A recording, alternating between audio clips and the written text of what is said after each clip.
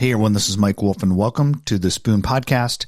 Today's guest is Lauren Driscoll, who is the founder and CEO of NourishedRX. For those of you who have been following the Spoon for some time, you know that we do write about and love to talk about food as medicine, and Lauren is steeped in this. It was really great to catch up with her and see where we are in this market, where the evolution of this market is going. And so I hope you enjoy this podcast. Before we get to the podcast, so I just want to make sure that you know we are having another Food Meets Web3 event in just a few weeks. It is on May 4th. So if you want to learn more about that, go to the Spoon.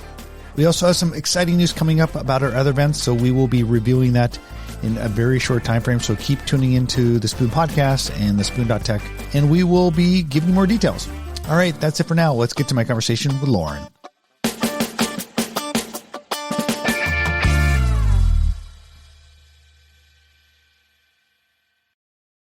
All right. Well, I'm here with Lauren Driscoll, the founder and CEO of NourishedRX. How you doing today, Lauren?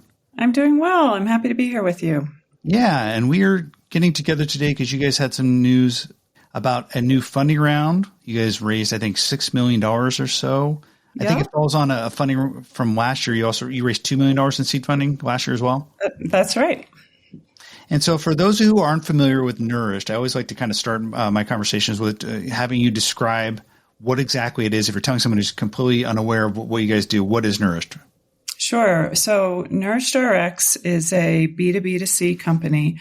We partner with health plans and healthcare payers. We can also work with advanced primary care practices, basically to identify their members who are at risk of nutrition insecurity and also have some sort of very diet-sensitive health condition.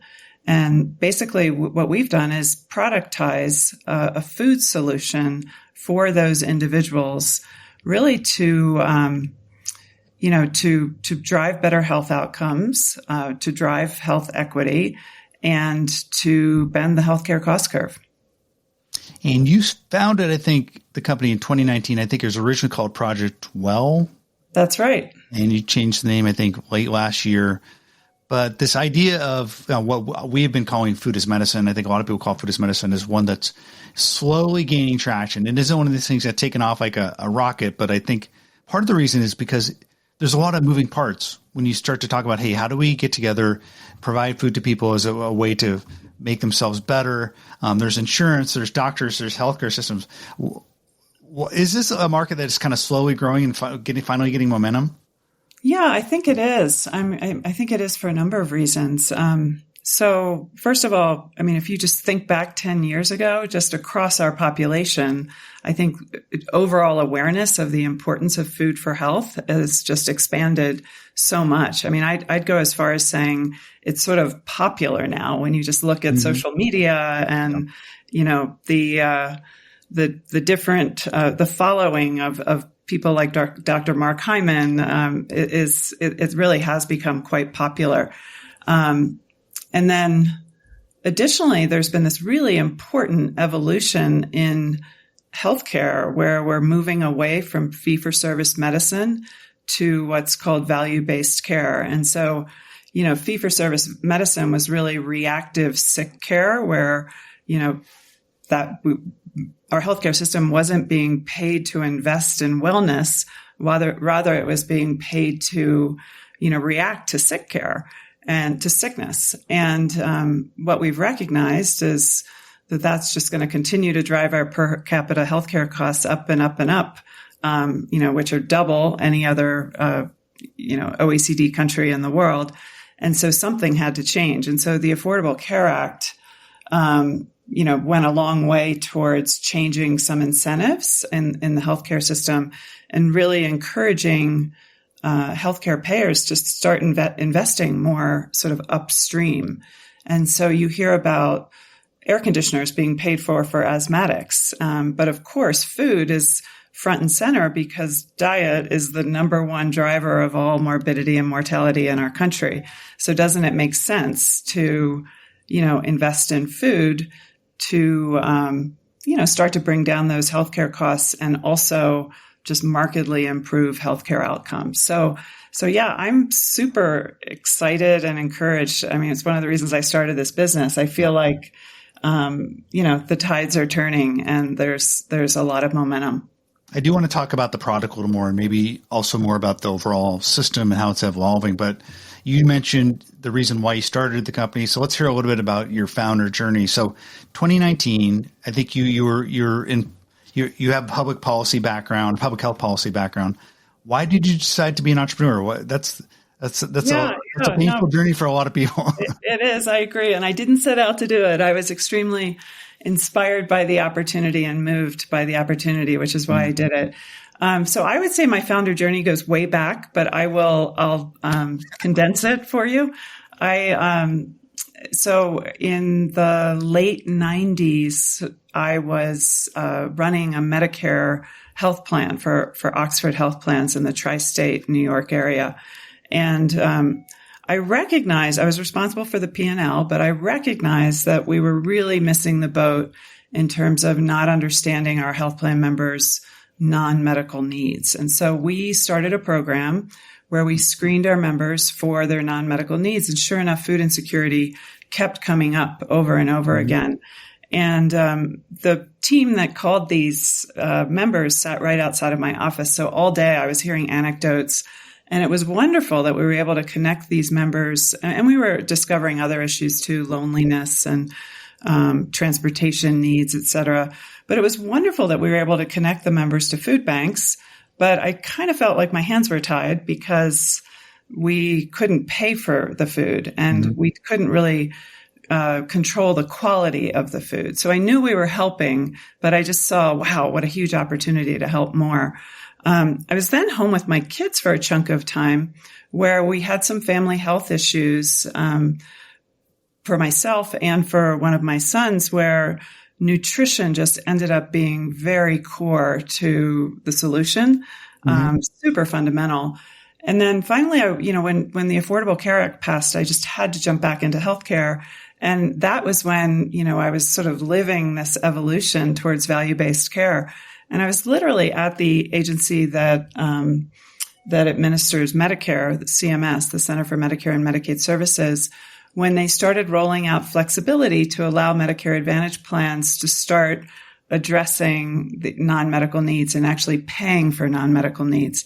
And so it was just this aha moment, like, wow, finally, there's an opportunity to divert, Medicare dollars and invest in food,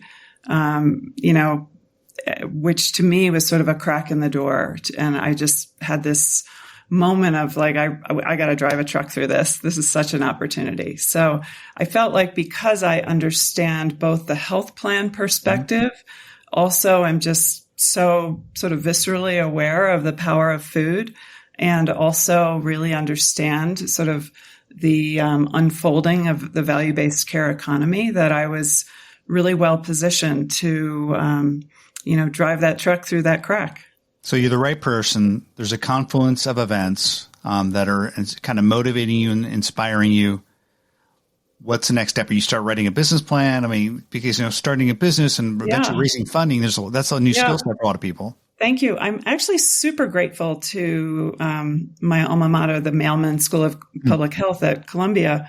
I had been walking around with the idea in my head, and I was on a plane one day coming back from a consulting job, and I got an email from the Columbia School of Public Health saying that they wanted to support an alum in the Columbia University startup lab. And they had not previously, it was business school students, engineering students, undergrad students. And so the public health school had not supported an entrepreneur previously. And so it was one of these things. I'm like, what the heck? I'll fill out the application. I have to get this idea down on paper. And then they interviewed me and I was selected. And, before you know it, I was at a desk in a WeWork startup lab in Soho. And that was the beginning. But I've often said, a random email, or did they kind of have a hint? Did they do a scattershot blast? It was a random email. Yeah. So I have said to Rebecca Sale, who was the person who first interviewed me, that but for her in that email, I'm not sure this idea would have hatched. So you're sitting in a WeWork, you've gotten your school behind you, and then what are some of the next steps? Are you kind of figuring out like how to hire people? Like how do you build? Well, I knew that we needed proof of concept. Mm-hmm. And so through I was really able to leverage the Columbia ecosystem. So the School of Public Health had relationships with some NORCs in the Bronx, which are naturally occurring retirement communities. These are exactly what they sound. It's public housing where there is administrative support to help people age into place. And so I was able to administer some small scale food solution programs where basically, we identified people with diet sensitive chronic disease, and we delivered food over a period of weeks, and we sort of took baseline surveys and then final surveys, and we were able to show some real great engagement, great satisfaction, and good movement in self-perceived health, basically. And then from there, we went to the cardiovascular line at New York Presbyterian, and that's when we identified patients who were food insecure and also had heart failure. And so that was a longer term program. That was about a 2-month program. And we used a number of different sort of validated assessment tools to collect even more compelling self-reported health outcomes. And the results were extremely compelling, again, from an engagement standpoint, from a satisfaction standpoint, and from a health outcome standpoint. And so I took those results, and that's when I raised the first seed round and started really sort of telling my story to a number of health plan contacts, and was able to launch a large-scale pilot with one of the national Medicare Advantage plans across Michigan and Indiana, and then another one with Blue Cross Blue Shield of Minnesota, and now we're in with another national plan, actually across 15 states. So it's really mushroomed from a small beginning. So you were able to get that initial seed funding, and then you launched this plan. And then it seems like you just had a lot of momentum through the last year. What's kind of the next step for you guys? Are you looking to just continue to launch with different providers? What are you going to use this funding for? Yeah, so we're definitely continuing to launch with new health plans. And then we're just investing more in automation and technology. Also investing more in business development. So we really just want to get out in front of more plans. So we're going to conferences. We hired a chief growth officer. So getting out in front of people and telling them the story and, our early strong results is super important. And then also just, automating so that we can scale, and meet the demand that seems to be coming towards us. So let's talk a little bit more about the product so people understand what they're getting. You guys are a B2B2C company, meaning you don't just sell to Mike Wolf who say, hey, I want to get on the plan. I could go to your website and sign up. It's not that. It's not like a meal kit company in that regard. So how does this work? How does someone get onto the plan? And then I do want to talk at some point, do you want to go direct to consumer? I think, is that an evolution path for you? So, but firstly, how do people get into the program? Sure. So we will work with the health plan to identify a cohort of people really who need it the most and who are going to benefit from it the most. And I will say right off the bat, because we are trying to create a flywheel where we're aligning with sort of the financial incentives of the health plan, we are initially really going for the people who really need it the most, who have the most diet sensitive health conditions, who would, but for us, probably cost the very most. But I will say the longer term plan is to open the aperture and be able to, start to invest in prevention for people who aren't quite as sick. But because of the desire to align with the financial incentives of the health plan, that's why we're doing that. So the cohort is people who have really two primary characteristics. They are people who are at high risk of nutrition insecurity, and they have this diet-sensitive illness. So think diabetes, pregnancy, heart failure, hypertension, combination. And we basically will get to know that individual member. We want to understand their taste preferences, their preparation preferences, their attitude towards diet, their functional status. We want to understand their cultural cuisine preferences. That's very important. And then we will basically personalize a food solution for that individual, factoring in all of those characteristics. And so that can go across food formats. It can be prepared meals. It can be meal kits. It can be grocery bundles. It can be, and we have an array of food partners. So we have national food partners that can really get to any zip code in the United States. But then we also, where we have concentration of membership, we actually have local partners. So the example that I like to give the most is we're in Minnesota working with BIPOC pregnant mothers. Mm-hmm. And we have a number of Somali members. And so it became apparent to us that we really needed to have a Somali food partner. So there we will use a local food vendor partner. And so that's the food component of a food solution. But then we also provide what we call accompaniment. And accompaniment is really education, encouragement, active listening, motivational interviewing, where we're really using the food as an anchor, and food is very engaging, to then, educate and really drive lasting dietary behavior change and really address whole person health. So that's really what it would be like for you if you were a member of one of these health plan cohorts. Okay. There is a personalization angle. So what tools do you provide the providers, and what do you use to create personalized nutrition plans for people? Yeah, so we have a team of registered dietitians. So we do have sort of an algorithmic recommender engine to create automated food solutions.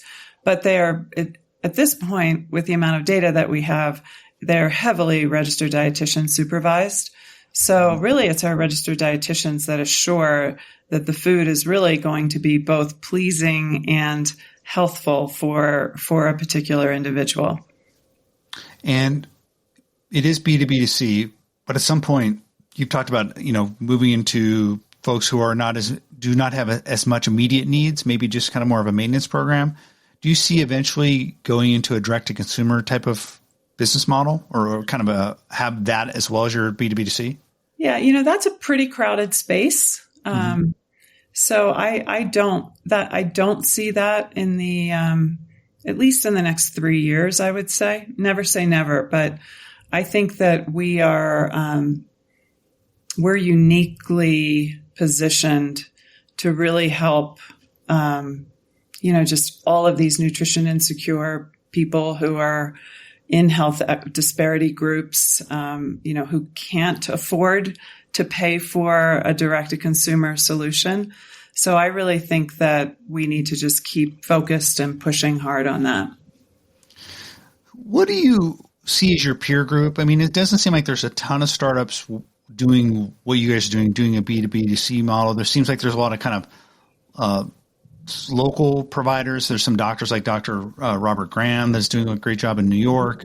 I think everyone knows in the food as medicine space. But what does your peer group look like? Who do you see out there? Yeah, so we've got a lot of great predecessors. There's God's Love We Deliver in New York City that provided clinically tailored meals to AIDS patients. There are medically tailored meal companies that sell to health plans that provide primarily post-discharge meals. And so they've made great inroads in terms of, having the health plans recognize that there's value in investing in food. But I think we just see huge value in going beyond just food delivery, which can be a little bit of a Band-Aid solution because it's short term. We just see such great value in using the food really as an engagement tool to really work with the member over time and really drive lasting dietary behavior change. So, I agree with you. There are not a lot of other companies out there doing this. Certainly Virta Health is very focused on the diabetes population. I think they've not been providing food directly as much. They're really more providing that what we call accompaniment, the education and the lifestyle support. So, and then there's a relatively large company called Food Smart that has really started in the commercial space. They were very focused on employees sort of navigating employer cafeterias. And they've started to go into, the more vulnerable populations. But I think we really are unique in terms of our unilateral focus on vulnerable populations, and recognizing that interplay between food insecurity, nutrition insecurity, and health.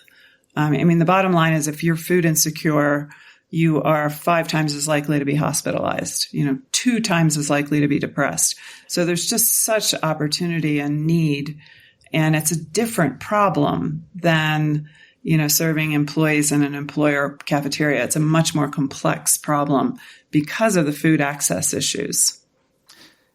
Talk a little bit about where you see technology playing a bigger role over time. I could certainly see software and kind of virtual assistants as like accompaniment tools, and maybe also some sort of tech-driven assessment tools or kind of understanding where people are from a biomarker standpoint. How do you see technology becoming part as a broader food as medicine package, and maybe specifically where you see it playing a role in your company? Yeah, for sure.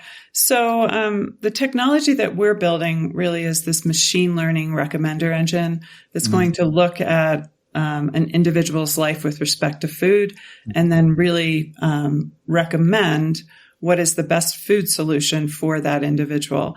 And then on an ongoing basis, what is the next best nudge for that individual to drive lasting dietary behavior change. And so we can get a lot of efficiency by, just strengthening that recommender engine.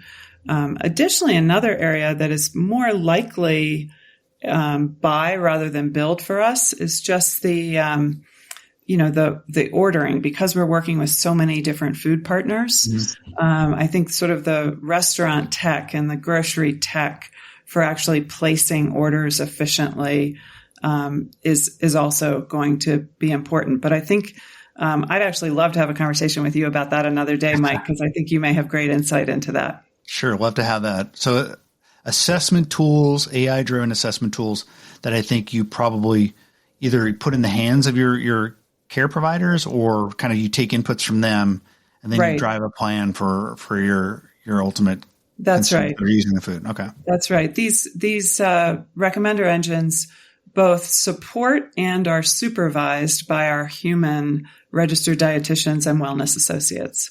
Okay. Put on your futurist hat, look into the crystal ball. Is food as medicine where's it going to be in 5 years, 10 years? Do you see it becoming, I think the path is like we all see it kind of becoming more a part of the accepted medical community and kind of care plans, but what are some specific prediction or two for this market that you see? Yeah, I think that rightly so. There's such focus on health equity now, and a desire on the part of, CMS, the Center for Medicare and Medicaid Services, is just, has health equity front and center in terms of its strategy for the upcoming years. Health plans are recognizing that. And the bottom line is, absolutely racism, structural racism absolutely drives health disparities. But at the same time, it's more complicated than that, because food companies aren't motivated to provide healthy food into low SES communities because there just isn't the economic wherewithal there. And so I really believe that with the movement towards value-based care and healthcare payers being incentivized to invest in food and also really being pushed to reduce health disparities, I really do believe that we're going to 5 years from now, we're going to have a win. We're going to be able to say, wow, health disparities that are tied to food insecurity and nutrition insecurity are diminishing. Great. Hey, well, Yeah. Lauren Driscoll, it's been an exciting week for you. Congratulations on the raise, and thanks for spending some time with me and telling me about what your guys are building at NourishedRX. Where can people find out more information about you guys? Oh, sure. So at our website, which is NourishedRX.com, and feel free to email me at lauren@NourishedRX.com. All right. Thank you. Great. Thank you so much. Well, that's it. I hope you enjoyed listening to my conversation with Lauren as much as I enjoyed talking to her. I certainly learned a lot. Thank you, Lauren, for coming on the podcast. It does seem like the food as medicine space is slowly but surely evolving and coming along. Slowly but surely. It is not one of those markets that is skyrocketing overnight, but I definitely think we're seeing progress. So that's it for now. I hope you enjoyed this podcast, and we will talk to you all next week.